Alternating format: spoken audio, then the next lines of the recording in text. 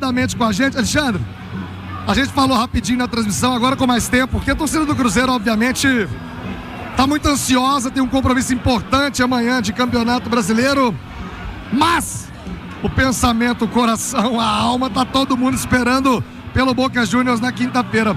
Antes até de entrar no futebol, você é um cara do evento, talvez muita gente não saiba, na juventude promoveu vários e vários eventos em Belo Horizonte. A importância para nossa cidade de ter uma estrutura e um evento como esse. Boa tarde. Boa tarde, seus ouvintes, telespectadores também agora, né? Na verdade, é um orgulho muito grande ver Belo Horizonte tendo um evento desse nível, um evento com uma estrutura fantástica, muito bem organizado, facilidade para chegar, para sair, muita gente bonita, enfim. Tá de parabéns todos que organizaram a produção, a prefeitura que acreditou ali, importante, vocês aí, Tatiaia, fazendo a cobertura e divulgando como está aqui, é muito legal isso. Acho que Belo Horizonte precisa cada vez mais ter condições de fazer eventos como esse, seja na questão do esporte, automobilismo, enfim, grandes jogos aí de vôlei, basquete, enfim. E também na cultura, né, shows, né, que a gente vê Brasil afora. Belo Horizonte é uma capital que precisa, necessita e tem a carência de ter eventos como esse. Então, e a gente vê um evento desse lotado, é porque o pessoal quer e está comprando a ideia. Próximo evento lotado no Mineirão, qual é, Alexandre? Quinta-feira contra o Boca. Mas, ô Thiago, é interessante, você falou da ansiedade da torcida do Cruzeiro. O Alexandre Matos, boa tarde, primeiro, é um especialista em montar times campeões, né? Montou no Cruzeiro 13-14, depois montou do Palmeiras, depois no próprio Atlético, aquele time de 21. Montou no América também. Montou no América, isso. Grande parte daquele time de 21 do Atlético foi montado em 20. Inclusive as negociações de Nath e Hulk começaram com você, né? Esse time do Cruzeiro, você acha que ele tem condições de entrar nessa lista, Matos? Primeiro, quando fala no futebol, não tem como individualizar, né? Muita coisinha, muito momento que você precisa realmente de uma equipe de trabalho. Eu acho que se eu agradeço todo dia a Deus por estar fazendo o que eu faço, sou um apaixonado por aquilo que eu faço. Eu também agradeço por ter sempre pessoas boas comigo, né? Trabalhando, enfim. Então essa equipe de trabalho que proporcionou isso aí. O Atlético Paranaense também, fomos vice-campeão da Libertadores, né? Com a questão de investimento bem menor que os outros, enfim. E agora no Cruzeiro, é claro que nós ainda temos o quê? 2 meses e pouco, né, de trabalho, né? Cruzeiro, Pedro Lourenço me pediu, Alexandre, precisamos primeiro resgatar um pouquinho daquilo que é o Cruzeiro, né? De protagonismo, de estar sempre com o clube sendo respeitado, chegando nos lugares, sendo bastante, sabe, tendo aquele negócio do adversário, olhar, pô, é o Cruzeiro, né? Com todo o respeito do mundo, mas nós tivemos isso do clássico, né? Nós vimos o Atlético mudando o time, tirando jogadores como Bernardo, Zarate, para pegar o Cruzeiro aqui do Mineiro. A verdade foi essa. Jogaram lá do jeito que eles queriam, bem ou não, aí eu deixo para vocês avaliar. Mas o Atlético veio por causa do respeito recente criado com esse Cruzeiro que nós tanto desejamos. Agora, tem um processo de maturidade. A maioria dos jogadores que a gente trouxe estavam de férias, estão ainda, alguns fazendo até uma espécie de pré-temporada para entrar. A gente viu pela primeira vez o Wallace fazendo 90 minutos. Então, assim, o próprio Caio Jorge, eu tô vendo a torcida um pouquinho impaciente. Calma, né? O Caio, além de tudo, ele tá ainda se sacrificando, tá jogando um pouquinho numa posição que ele não estava habituado, mas o Caio veio de uma lesão grave, é um jovem de 22 anos, tem certeza absoluta que tá crescendo, vai evoluir, vai jogar ali na posição dele, enfim. Então as coisas vão acontecer durante o tempo. Ano a ano nós vamos melhorar, não dá para fazer tudo de uma vez. Às vezes a gente passa assim, poxa, você tá vendo que precisa jogar coisa? A gente sabe, só que não dá para fazer tudo de uma vez. Chegando em maio, não é que a gente chegou lá em dezembro, janeiro, pegou aquele período ali de entre safra. Nós chegamos em maio, não tinha nem janela aberta. Então o Cruzeiro ele já conseguiu ter essa evolução técnica de crescimento, de respeito. E agora, com o tempo, óbvio que vamos oscilar um pouquinho, é natural, em que pese, se você analisar, Cruzeiro vem de uma derrota pro Fortaleza, que está vivendo um momento mágico, certo? Num campo diferente, não vou nem falar se ruim ou não, porque estava pros dois, mas não era o nosso Mineirão, né? Perdemos um jogo que, na minha opinião, não era para ninguém ter ganho, né? Pelo jogo que foi. Empatamos com o Atlético, como eu disse, o Atlético, depois de muito tempo, tendo um respeito diferente para jogar com o Cruzeiro, a verdade é essa. Talvez nos últimos 3, 4 anos foi o momento que o Atlético respeitou o Cruzeiro e mexeu no time para jogar contra o Cruzeiro, a verdade é essa. E aí foi um jogo igual, na minha opinião, podia ter perdido, podia ter ganho, enfim.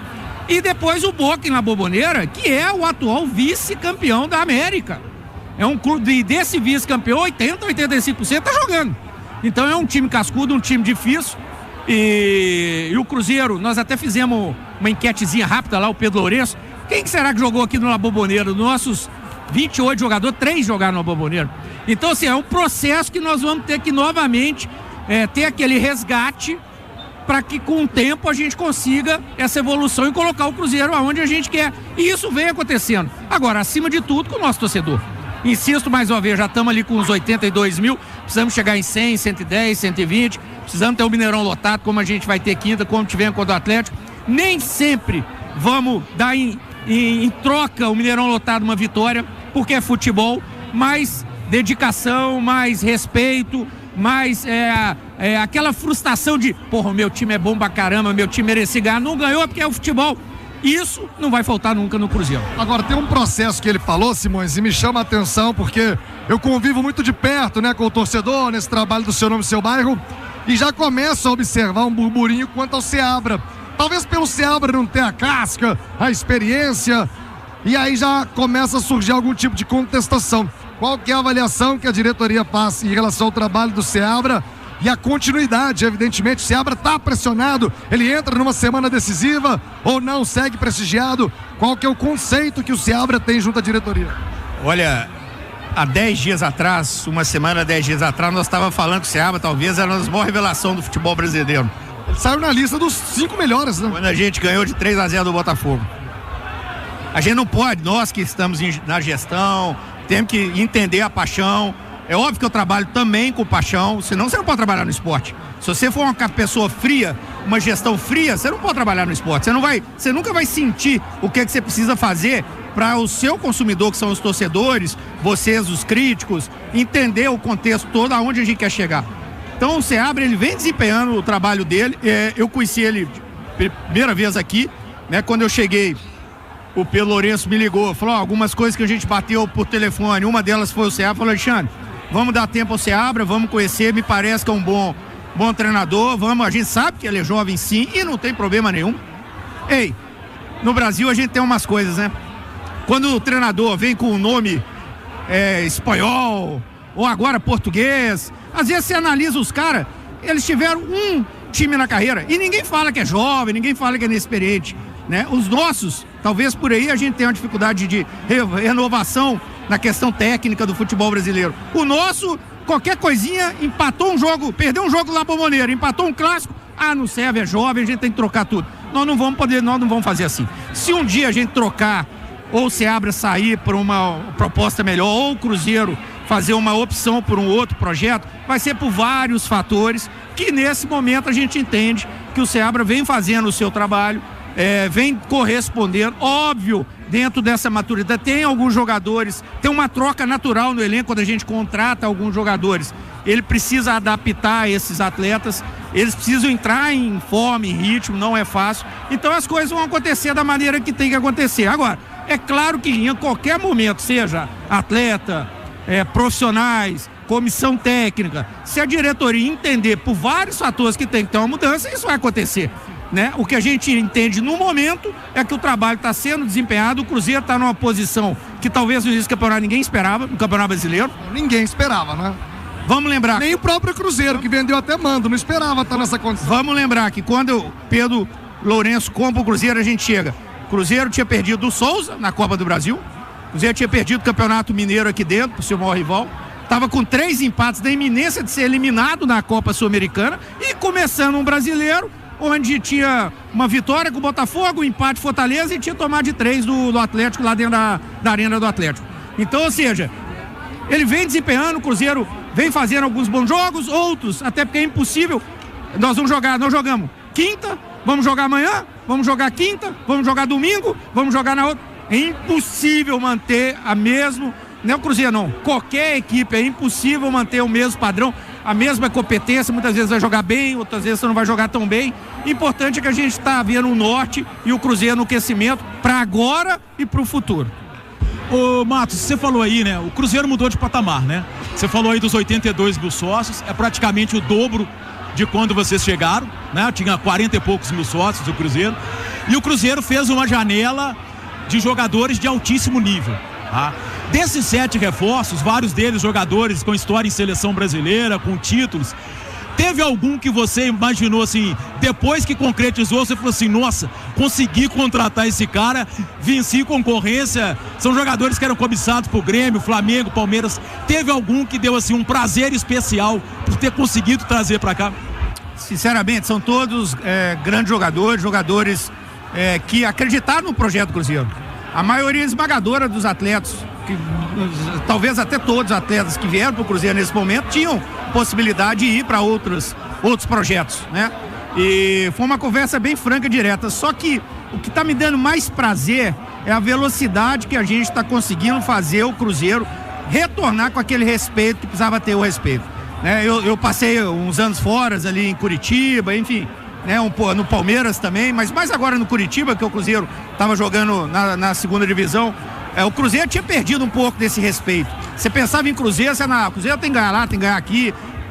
E a gente, rapidamente, a gente tá vendo diferente. A gente tá vendo quando a gente vai atuar contra Fortaleza, que até perdemos, o presidente do Fortaleza, meu Deus do céu, Vojvoda quebrou a cabeça para pensar como é que vai jogar contra vocês. A gente vê o nosso maior rival, que vem aí, talvez nos últimos 3, 4 anos muito bem, né, com investimento, ganhando títulos, com um time montado há mais tempo, mexendo o time todo para jogar contra o Cruzeiro aqui no Mineirão e de maneira mais defensiva do que ofensiva. A verdade é, o Atlético se preparou para jogar contra o Cruzeiro. E isso há muito tempo a gente não viu. Então, o maior prazer que eu tô tendo nesse momento é ver o cruzeirense acreditando e entendendo o projeto e vendo que o Cruzeiro pensa assim grande da maneira que o Cruzeiro está acostumado a pensar. Pra gente fechar, deixa um recado pro torcedor do Cruzeiro que vem ao campo quinta-feira. Acho que é um jogo que exige um pouquinho de paciência, às vezes, da arquibancada. O apoio também fundamental. Qual seria o seu recado para esse compromisso tão importante na quinta? E claro, segunda-feira juntos, logo mais à noite com o Cruzeiro e Vitória. Primeiro, claro, pensar no foco total no Vitória. Tô indo até hoje à noite ou amanhã cedo para Salvador. É fundamental essa vitória para a gente continuar ali naquela parte de cima do Campeonato Brasileiro. Depois temos o Inter fora e 3 jogos em casa, onde nós vamos precisar do torcedor.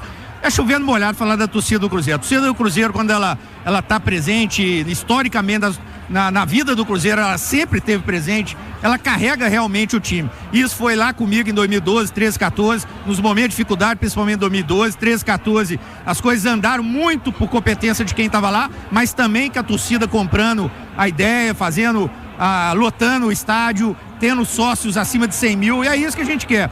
É como você disse, quinta-feira especificamente, nós temos um jogo com um adversário que é extremamente cascudo, é um adversário que é o atual vice-campeão da América, manteve seu elenco, é o que você disse, sabemos exatamente o que vai acontecer, muita confusão, parando o tempo, caindo, puxando o cabelo de um, falando bobagem com o outro, indo 200 caras no juiz, banco de reserva toda hora fazendo escândalo, mas vamos trabalhar para a gente conseguir dentro de campo, jogando bola, fazendo o que o Cruzeiro tem capacidade para fazer e juntamente com o torcedor que vai lotar, vai ter 60 mil pessoas aqui, fazendo a diferença e o Cruzeiro conseguir essa classificação que nos fortalece muito se caso ela vier para a sequência do ano. Muito obrigado, Alexandre Matos. Um abraço, boa semana, que Deus abençoe. Obrigado a vocês, um grande abraço.